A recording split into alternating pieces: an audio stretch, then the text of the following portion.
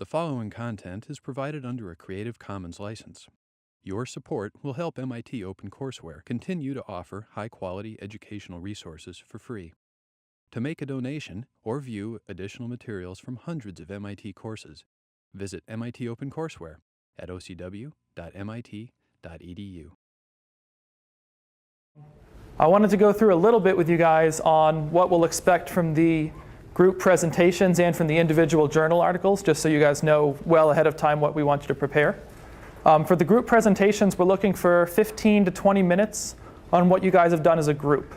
So that would be a few slides summarizing each of the weeks that we've gone through so far. So the first week on what are all of your design options presented in some sort of compact way, more compact than I presented in the lecture. Then I'd be interested to see how did you choose which design parameters are important, which parts did you eliminate easily, which design choices did you eliminate right away, and then how did you choose your eventual design path. And so if all of that can be in a 15 to 20 minute coherent presentation, that's great.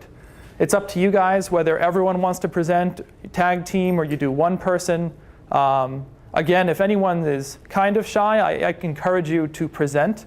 If anyone has some serious problems presenting, I'm not going to force you to do it, but I really want everyone to give it a shot. So just keep that in mind. As far as the journal communications, I'm looking for about 1,000 words focusing on what each one of you individually has done. I've posted a couple of templates on the Stellar site so you guys can see some examples. They call them either short communications or letters to the editor. So if you want to see more examples of these short journal articles, you can see them online on any Springer, or Elsevier, or Wiley journal under those sorts of names. So what I'm looking for there is a bit of introduction on the design problem. So that's what you guys are working on as a whole. And that can be 1 or 2 paragraphs of what are you doing and why are you all doing it. I'd be looking for a background section on what your team is doing. So you can describe your specific problem, like the core problem or the biofuels problem, and some of the options available. And then I'd be interested from each of you to hear what you individually have researched. You know, in process heat, did you take care of heat storage or heat exchangers? What sort of design parameters have you found? And what are you going to go with in the end and why? This is just a way for me to see what each of you individually has been doing, as well as work on some scientific communication and writing skills. I forget, is this a CIM class or no? No? OK. Well, everything you do in the real engineering world is pretty CIM. So I'd say get used to it. I'm not going to have you do as much as a CIM, but it'll be a good amount. And in the rest of the time, it sounded like folks wanted an example of a QFD method, one of these quality function development things like the House of Quality. Would it be illustrative to do an example of that so you guys can see how it works? OK. So I don't want to give anyone an unfair advantage. So let's pick a problem that nobody is researching. What sort of consumer item would you want to do a House of Quality on? Anyone have any thoughts? Car. Car? All right. Car, computers. Well, what's the vote? Who wants to do what? Car? Raise your hands. Some sort of computer. Bicycle. iPhone. It's pretty even car and computer. And I don't have any coins to flip. All right. I heard car first, so let's do that. So this is a pretty reduced House of Quality. There are actually templates on the website to avoid you guys having to do any of the math, which is really just addition, multiplication, but it's time consuming. The important parts are what you fill in for each of these things. The first step that I usually like to take is here, what I call customer requirements.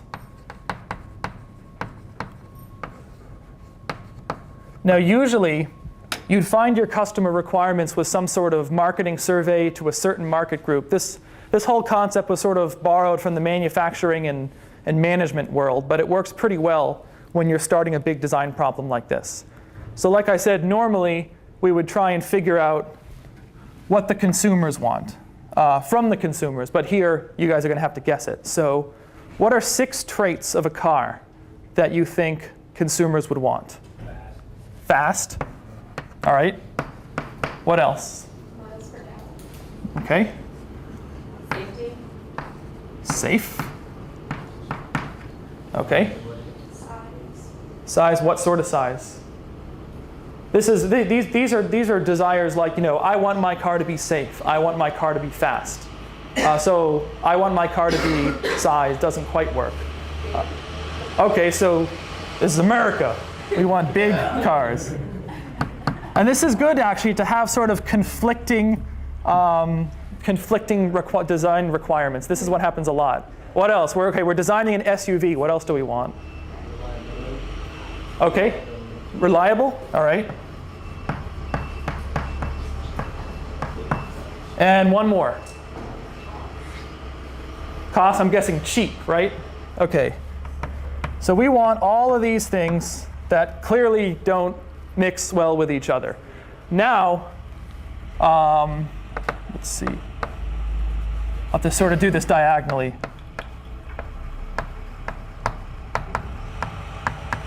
We'll have to guess the importance of each one of these. Can you guys close the windows? There's a lot of trucks outside. There. All right. Now you guys are going to have to guess what you think the customers want in terms of importance. So you guys are customers. I assume some of you guys have cars. Does anyone have an SUV? Yeah? OK, cool. So you can do this on a scale of anything to anything. It's up to you how fine you want it to be. It's going to become relative later. So who cares what it is? Let's just say on a scale of 1 to 5, 1 being the least important, 5 being the most important. What do you think fast is? 1 says most important. I go 3. Yeah, 3. All right, everyone reach a consensus. 3 out of 5. Out of 5. OK, miles per gallon in an SUV.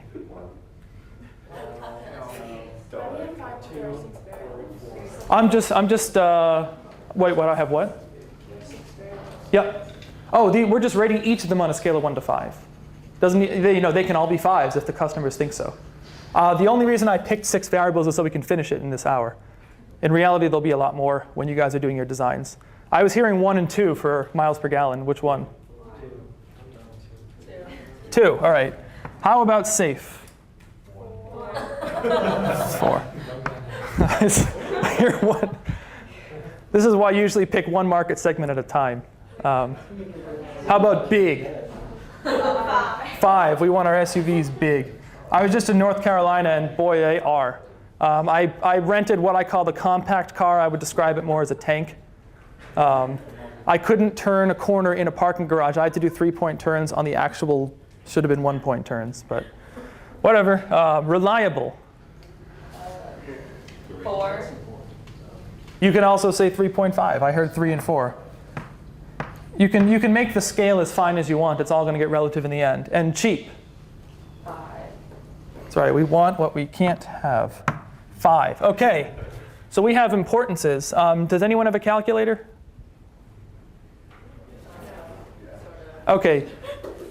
Can you find each of these in terms of percent? So if we add up the total here, 10, 16, 18, 21, 24.5. Can you figure out the percentages of each of these out of 24.5? Because those are some numbers we're actually going to use. Yeah, I think it's 22.5. Oh, 22. Yep. Thank you. Well, anyway, if someone can just write them down, I'll move on to the next step. One of the next steps is figuring out engineering parameters. So the customers are out there. They've told you what they want. In your design problems, this would be electricity consumers or maybe utilities, or up to you to decide. But now you guys are the engineers. What are some actual parameters of this car that you're going to design? For example, the customer said big. Weight would be one of them, something you can actually measure and design. Let's see.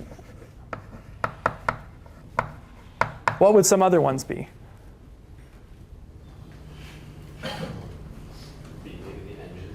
OK, engine, maybe engine power, right? I'll just put engine in watts or horsepower, who cares? What are some other physical parameters that you as the designers get to choose? OK, cost of production.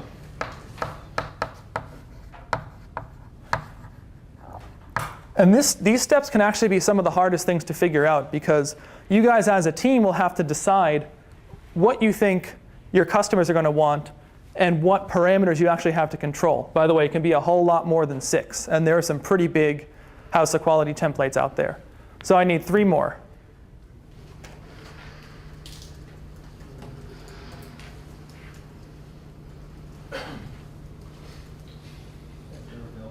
OK, durability.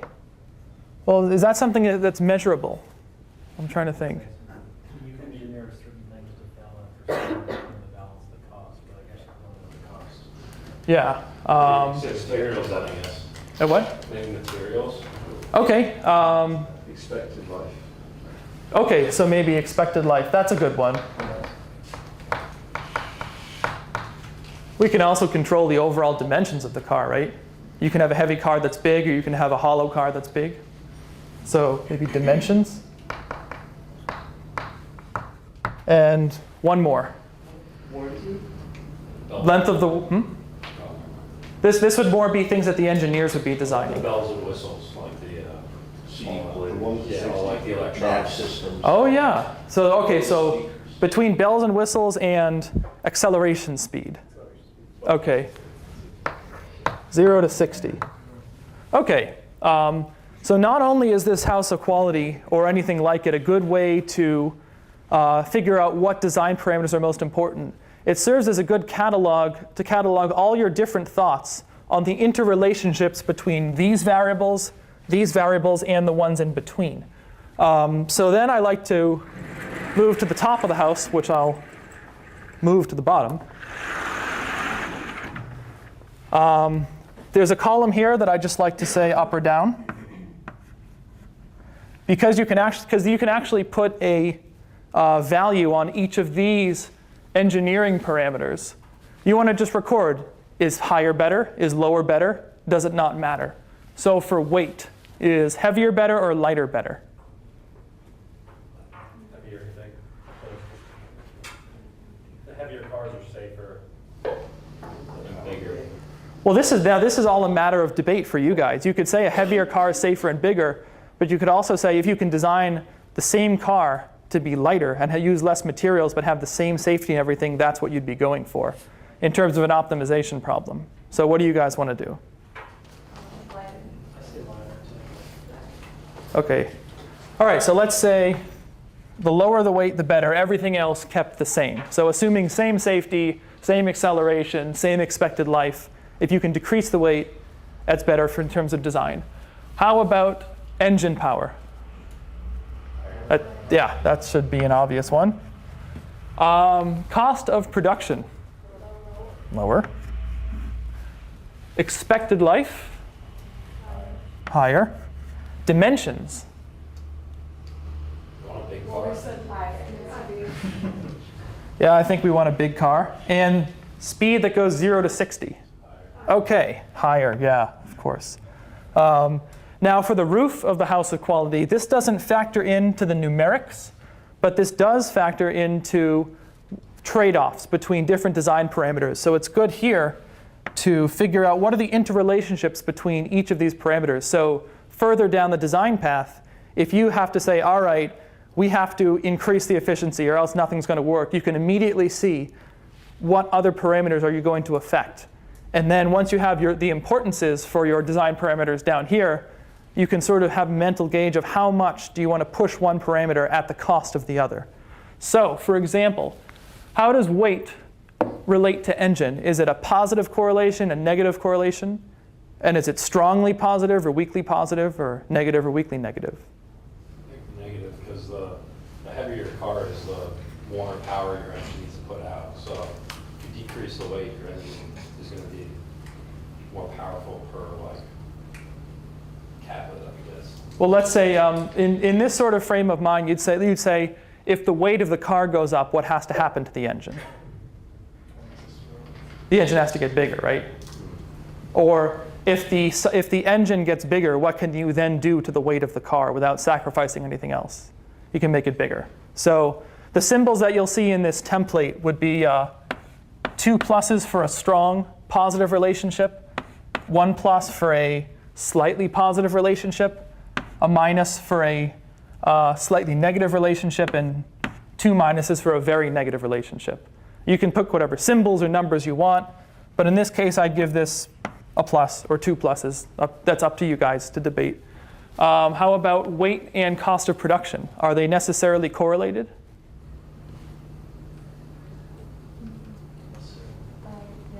Yeah. It's a matter of debate. You could say, well, if the car's heavier, it's using more materials.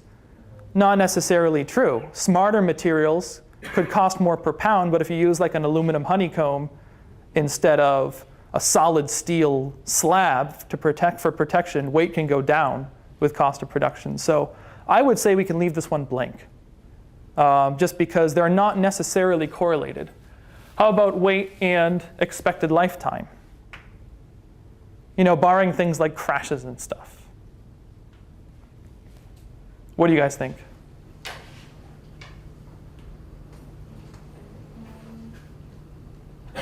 I'm not hearing much, which is what I was thinking too. There isn't much there.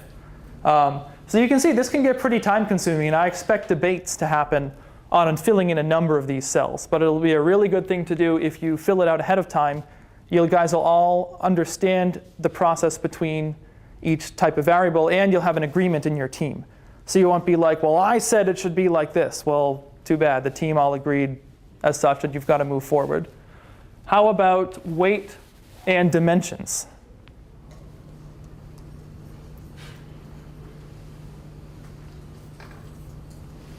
And there's no right answer here, keep in mind. One could say, well, you could have a bigger, hollower car, or you could say, in general, you increase the dimensions, you're going to use more materials. So it's probably not a negative correlation, but you guys want to say no correlation, or slight positive, or heavy positive? Slight positive. OK. So where these two meet is slight positive. And weight and 0 to 60. I'd say highly negative. So the heavier it is, the harder it is to accelerate.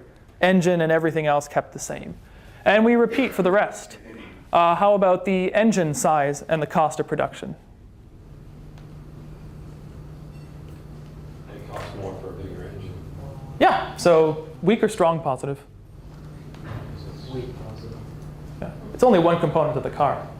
So I'd say weak positive. How about engine size and expected lifetime? Who knows what the engine quality is going to be like?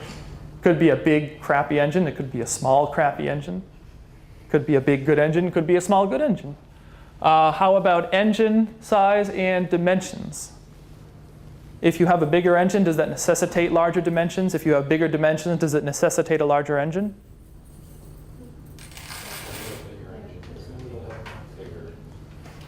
Okay, so I'm hearing weak positive.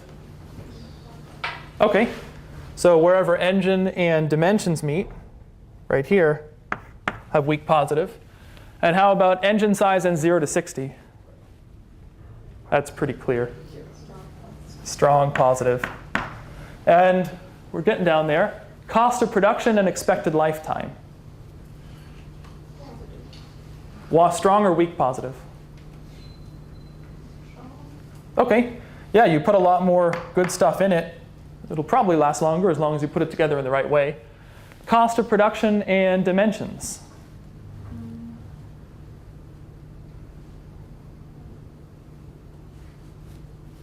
not hearing anything, so I'll just leave it blank. Cost of production and 0 to 60 acceleration. More expensively, that quicker acceleration. OK, yeah, it would necessitate maybe a bigger engine or more advanced materials to get you the same safety at a lower weight. So strong or weak positive? Weak positive, OK. And home stretch in this, expected lifetime and dimensions. Not really feeling anything. Expected lifetime and 0 to 60. Now you don't have to take into account things like the folks that are going to test this 0 to 60, their expected lifetime might not be very long. We're just talking about the car. So again, I'm not hearing anything, so I'll leave it blank. And the last one, dimensions and 0 to 60. Everything else keeping the same, including the weight. Here with negative. OK, how come? Excellent. Strong or weak negative? Strong negative. Yeah. Drag goes up with velocity squared along with area. Okay, so now you have an agreed upon or roughly agreed upon framework of whether you want to maximize, minimize, or leave the same your parameters and the relationships between them. So you can quickly refer back to this chart and start to figure out, all right, if I have to start increasing the weight, what do I impact? I impact my 0 to 60 speed. Is weight more important than 0 to 60? That's what we're going to find out right now. So, does anyone have those percentages? Okay, can you read them off? Yeah, the first one was 13.3, 13.3, 8.9, 8.9, 17.8, 17.8, 22.2, 22.2, 15.6, 15.6, 22.2. 22.2. Okay. So this is one of the multipliers that we're going to be using along with this matrix. Now, we're going to fill in this matrix of how does each design parameter affect each customer requirement. This I expect to take the longest time because every single one of these cells will probably be hotly debated by you guys. And not only will they be debated in your teams, but when the integrators take a look at them, they might say, I don't know, yours conflicts with yours, we'll have to see about that. So this is a big part of the design process, and if you do this ahead of time, you'll save yourselves a lot of work in the end. The first thing you've got to do is agree on a scale. A scale from 0 to n with as many gradations between as you want. What tends to show up in a lot of the templates are strong, medium, weak, or no association. And I'll just use the same symbols as they do in the templates. Say this is strong, medium, weak, and none. And you can assign these different weights, numerical weights based on what you want to do. A lot of times what I tend to see is 9, 3, 1, 0. And you guys can agree on any scale, any fineness of scale, and any amount of numbers you want as long as you guys agree on it as a team and it's consistent. So we'll go through each of these and figure out what the associations are.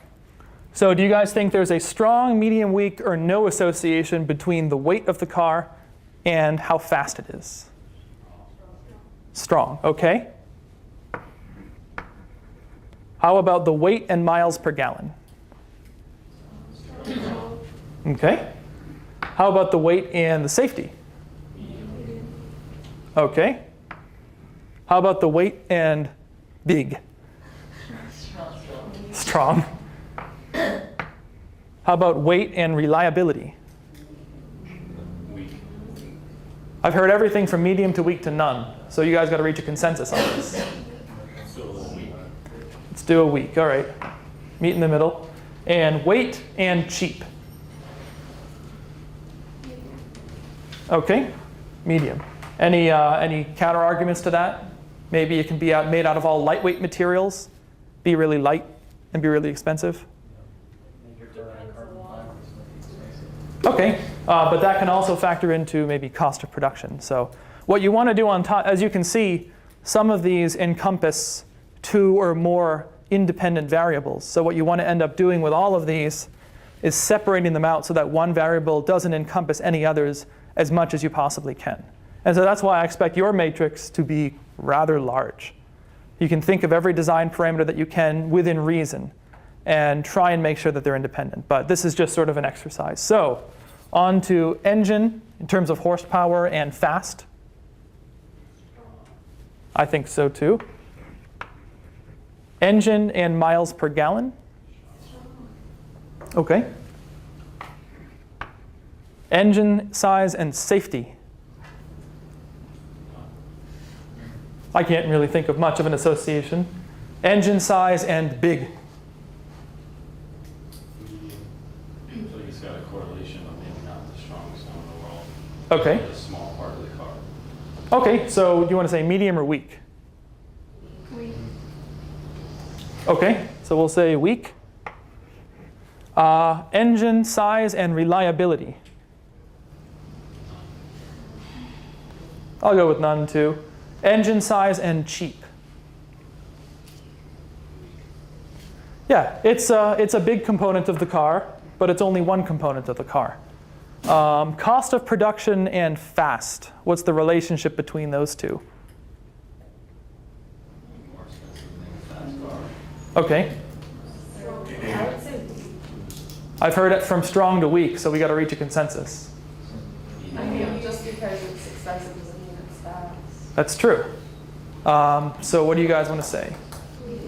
Medium, okay. Cost of production and miles per gallon. I would say so too. You can do a lot of more fancy engineering, which costs a lot of people time to improve the efficiency of the car. That could move into aerodynamics or fuel chemistry or fuel burning efficiency or whatever. Cost of production and safety. Medium, strong? Medium, medium, medium. Okay. Cost of production and big.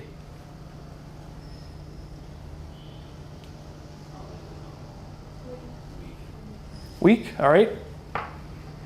Cost of production and reliability, or reliable. All right. Cost of production and cheap. Okay, expected lifetime and fast. Yeah, I'm not getting anything. How about you guys? All right, expected lifetime and miles per gallon. I don't know. Expected lifetime and safe. Okay. Expected lifetime and big. There could be arguments, if it's big, you might clip trees, it might break down more, and you can have higher torque or get blown over by the wind on easier, I don't know. So what do you guys want to say? Weak? Okay. Expected lifetime and reliable. Strong. Strong. Expected lifetime and cheap. I'm hearing mostly medium. Okay. Medium. Dimensions and fast. The relationship doesn't have to be positive. It just has to be strength of the relationship. So you can say, bigger car at the same everything else slows it down a little bit. But is it a little bit? Is it a lot? Up to you. Strong? Okay. Like I said, there's no right answers until you get to the final product, and you might realize that's not so good, but whatever. Dimensions and miles per gallon.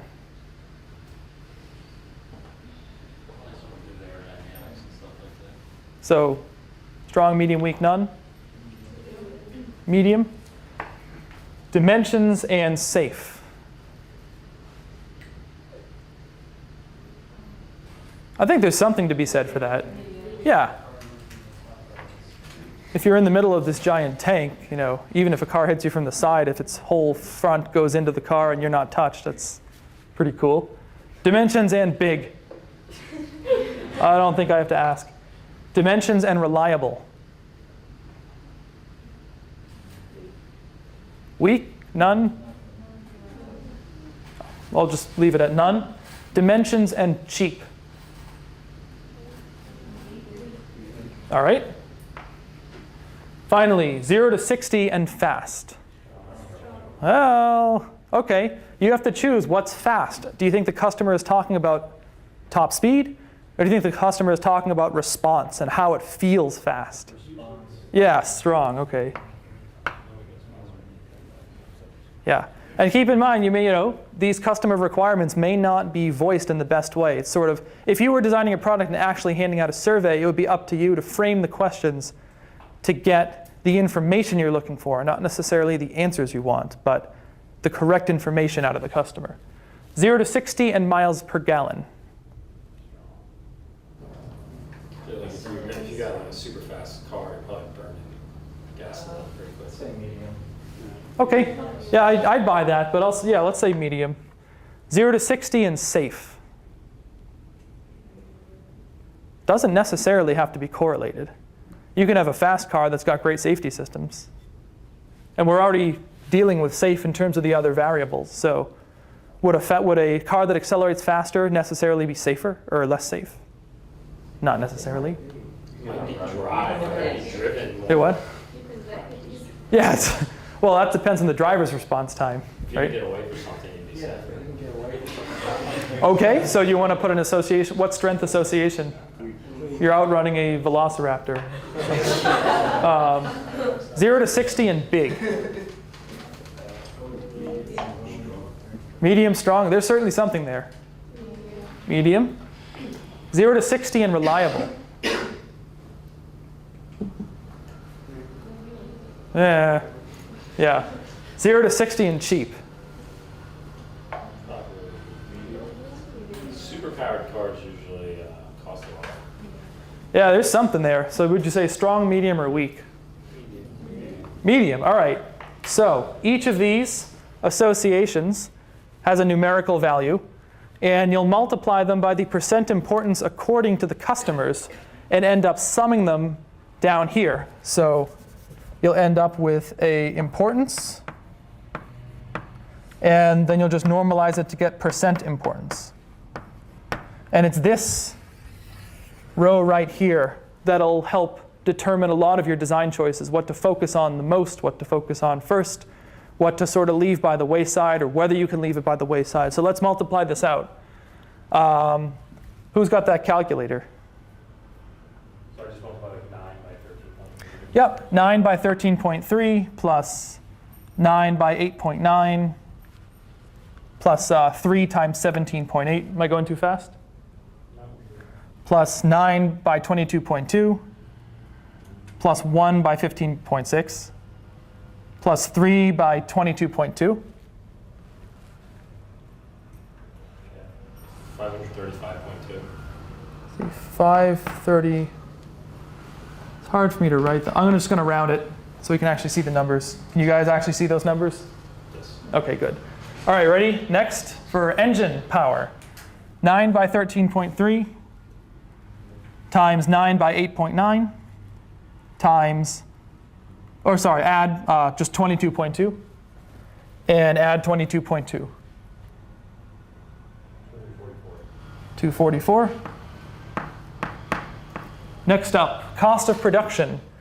3 by 13.3 plus 9 by 8.9 plus 3 by 17.8 plus 1 times 22.2 plus 9 times 15.6 plus 9 times 22.2. 536. 536. All right, life expectancy. 9 times 17.8 plus 22.2 plus 9 times 15.6 plus 3 times 22.2. 389. Dimensions. 9 times 13.3 plus 3 times 8.9 plus 3 times 17.8 plus 9 times 22.2 plus 1 times 22.2. 422. All right. So 0 to 60. 9 times 13.3 plus 3 times 8.9 plus 1 times 17.8 plus 3 times 22.2 plus 3 times 22.2. 297. 297. Okay, so if you could sum those up and get the percentages, I'll add one more aspect to this house of quality to help you sort of compare options. Yeah? What's the first number on the importance? This one? Yeah. 535? Yeah, sorry, my handwriting gets worse as it gets smaller, so that's why I tend to do things pretty big. I'll show you one sort of aspect of this house of quality that you can add on to help you graphically show how different options you could compare would size up. So let's say we do it like so. We want to compare What are 6 makes of SUVs? I don't know any of them, honestly. Crossover. Okay, the crossover. 2 more. H2. H2. And Tahoe, I heard. Okay. All right.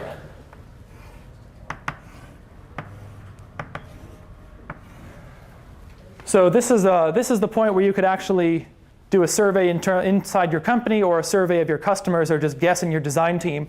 How do each of these cars shape up with customer requirements? So you can see which car sort of fits the bill the best, and which car. And let's say you had yours here. You're designing a new SUV. Us. Let's just pick some random ratings because it doesn't really matter. Let's say on a scale from 0 to 5, let's say it's pretty fast. It's got terrible miles a gallon. It's super safe because it's huge. It's fairly reliable, and it's not cheap. How would you guys, or anyone that knows, how would you rate the crossover in terms of these customer requirements? How fast is it? Not, okay. How efficient is it? 1 to 5. 2, okay. How safe is it? 4, okay. How big is it? 4, that's not the biggest, okay. How reliable is it? 3. And how cheap is it? 3, all right. The H2, how does this shape up? How fast is the H2? Jeez. I'm guessing it's not much better in efficiency either. Well, I was going to say 1 or 2. Okay. How safe is it? Extremely. Okay, 5. And big? It kills everything. I'm guessing it's a tank. All right. How reliable is it? What? No, they're very reliable. I give it a 4. The company's out of business, it's not like you got replacement. That's not reliability. We can even say 3.5. I've heard everything from 2 to 4, averaging around about that. And how cheap was it? Not very good. 2, 1, Well, what's 60K? 1.5? Okay. Okay. Never actually owned a car, so I'm not much good at this. How about the Tahoe? 2. I heard. Okay, let's say 2.5. How about miles per gallon? It's like a 2 or 3. Oh, not bad for an SUV. How safe is it? It is a big, yeah. Okay, I'm gonna guess. Is that about right? It's a 4. Oh, all right. It's not a Suburban. Shows what I know. How reliable is it? 4.5, I heard. 4s and 5s. How cheap was it? 3. All right. So this sort of gives you a good idea on how your SUV compares against some of the competitors. It's just a way of getting it all in there and try and figure out what are the real discrepancies between the design you're looking at and all the others. Are there big or small discrepancies? How do they weight according to customer requirements? So something that we're obviously lacking that a lot of the other cars have would be miles per gallon and cost. So we're lacking it in about the same amount. Maybe we're lacking a little more cost than miles per gallon. So if you had to say, all right, if I had to spend time improving anything at the sacrifice of anything else, we're all roughly on par with reliability, or ours is a little bigger, maybe it doesn't have to be. Maybe you can decrease the size of it and somehow decrease the cost by switching to some crappier material or some heavier material, which might cut down on the speed, which we've got way much of an advantage over. So it gives you one big, giant open house of ways to help look at what you think the customers want, what you as the engineering team wants. You can also put some other columns like degree of technical difficulty. You can decide how hard is it to, switching gears a bit, increase the efficiency of your reactor, increase the total power output of the reactor, increase the yield of biofuels, increase the size of the Tahoe or whatever you're designing. So it's a good way to get everything in there at once. And I also recommend that once you guys make this, that y'all sign it. Because that's what will happen in a lot of companies out there. The engineers agree on something, they move forward in that path, and that removes a lot of personal liability for someone could say, oh, I didn't agree with this choice, I didn't agree with that choice. Well, you did sign your name. So it's what the team decided, like it or not, you did agree to it. And like I said, if you do this sort of stuff early in the design process, it saves you a lot of headache and arguments later on. So does anyone have any questions about the House of Quality? Yeah? So is this something that each group needs to individually do themselves, and then we need a big one for the entire class, or? I don't know if you can, if you want to create one for the entire class, you can. I think it'll be a, Like, what do we, like, do we want to put more emphasis on using hydrogen, or do I have to put something like that? Like, I don't know if that's Yeah. helpful at all, or if that's just too much work. it certainly would be, and it certainly will be a lot of work. So it'll be up to you guys to decide. You know, you can look at each of the, I would say every team should meet together and do something like this. There are other QFD ways. There are other ways of gauging importance. You don't have to use the House of Quality. This is just one that I've used before. So it's familiar, but has anyone found any other ones out there yet? Okay, well, you can use this one. You can find a different one. You can make up your own if you can justify your choices. And what I would say, especially for the integrators, is you can put all 4 teams' QFD charts side by side. See if anyone conflicts with anyone else. If there are no conflicts, you might not have to make one for the entire group. But if you want to for completeness, or if you start to find big conflicts between what the core is trying to do and what the process heat folks are trying to do, or some other 2 or 3 groups, you might want to make a big one, and it'll be up to you as the integrators to say, all right, we've analyzed every team's progress and importance. We've noticed the following conflicts. We'd like to make an executive decision and say, we're going to focus more on this parameter than that parameter for reasons A, B, C. So it is up to you, the focus area leads as well as the integrators, to sort of define your management style. I don't like the word management, but I can't think of a better, or your integration style. Yeah. That's up to you. And that will dictate a bit of how the design process goes. Is everyone included? Does everyone have a voice? Do people have too much of a voice? And it tends to just be sort of tug-of-war with 16 or 17 different ropes, and the rope never really moves far from the center. At some point, you may choose to make an executive decision. Just be sure to let everybody know so we're all on the same page. So does anyone have any questions about, do you guys know what you should be doing during this week? Or is it not that well defined yet? Or somebody tell me. You know, You don't really know, okay. no, I said we know. Oh, you do know, okay. Yeah, All right, well, for those that didn't want to answer, I would say meet with your teams, figure out what are all of the major engineering design parameters that you can vary, what are all of the major outcomes that the customer would see, and start picking importances and interrelationships, and maybe by Friday or Monday at the latest, have one of these filled out so you have an idea of what you want to go for. So during next week, you can use this information to pick your one chosen design path. And whatever one comes in second or third place, try and quantify how far behind it is. So if you want to switch in the end, if you run into some unforeseen, unscalable wall, you'll know, oh, we can pick our second choice because it was just barely not as good. Or, I don't know, we should really try and make this work because everything else was left in the dust.